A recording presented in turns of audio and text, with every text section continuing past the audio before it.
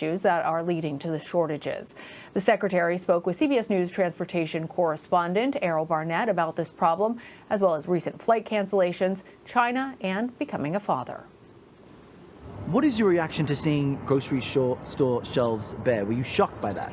Oh, well, I'm very concerned about this, and it reflects the fact that as long as we go through phase after phase of this pandemic, we're seeing disruptions in supply. So it's a big concern, and it's a reminder of, first of all, why we need to work so hard to put the pandemic behind us. What on the transportation side of this issue are you tackling? So in the near term, we found there are a number of steps that we can take, like working with states to make it faster to get a commercial driver's license. We sent $32 million to states to help them speed up those processing times, and we're seeing some pretty good results. We're also working with the Department of Labor on apprenticeship programs, and we've seen just in the last month more than 100 trucking employers and associations answer the call to join that initiative. And so realistically, when would some of the changes you're announcing now start to be felt on the roads? Well, some of the work we're doing will lead to almost immediate results, because if we can speed up somebody getting a CDL today, that means that they can be on the road tomorrow safely and responsibly operating a truck to get something to where it needs to be. And so to someone who might be going shopping and seeing something they really need not stocked, you would say? I would say help is on the way. We're doing everything that we can to smooth the transportation side of it and to protect people and end the virus so that you don't have those staff and production shortages that might lead to something not being available when we expect it. What's interesting is as we made it through and up to Christmas, we then experienced, or the airline industry at least, massive cancellations because of the spread of Omicron and weather systems. It was up to more than 2,000 a day at one point. What are you curious about looking back at how the airline industry really struggled to get to start the year? What happened, of course, was you had weather events, which you can always expect in the wintertime, combined with something that was not as widely expected, which was the extremely contagious Omicron variant taking many, many staff members offline at exactly the moment when you could least afford it. They're getting back on their feet, which is impressive considering the circumstances, but we have to continue to work with the aviation sector to make sure that it flows well in America. Speaking of aviation and the spread of the Omicron variant, China has started to reduce flights from the US as it relates to COVID. I know the Department of Transportation has said that's not in line with how it sees policies.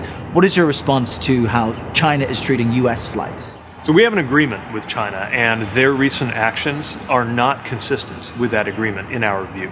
So we are engaging them directly, and we are going to retain our own options in terms of how we might respond. Some might interpret that to mean retaliatory limitations on flights from China? All I'm going to say right now is that we have regulatory options, but what we really want to do is resolve the issue and make sure that everybody is playing by the rules that we agreed to in our agreement between the two countries. Before we let you go, final question. Really appreciate the time you've given us already. On your return from Los Angeles, you decided to take out your phone and answer some questions that people had thrown to you on Twitter, and it really caught a lot of attention. One of the things that jumped out at me was, I think it was one of the last questions that was sent to you, was asked about your new family life, and you shared that it's amazing, but it's changed the way you relate to the future. What do you mean by that? Well, I'm holding our beautiful son and daughter, our twins, in my arms sometimes, looking at them and trying to picture what it'll be like when they grow up. What it'll be like when I drop them off to college, which I expect would happen in about 2039. And I know that the decisions we make right now are going to make or break the America that they will grow up in, work in, go to school in, and I hope thrive in. And so it just creates a different sense of urgency. My relationship to the future used to be that I thought of myself as the youngster in the room and the person with the most at stake.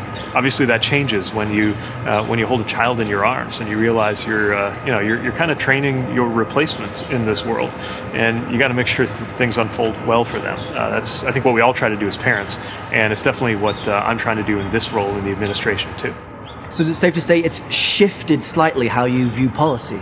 Yeah, I think so. I mean, I come to policy with the same values, but the stakes are different when you look into the eyes of your 5-month old child and ask yourself, okay, what are we doing to make sure that the world is going to be safe and healthy for you? It just, for me, it lights a fire. and that's a good thing. I need that propulsion because I'm not sleeping much. I bet. Well, congratulations to you and Chasten. Thank you for your time. Maybe you'll teach the kids how to brave the cold as you're doing today.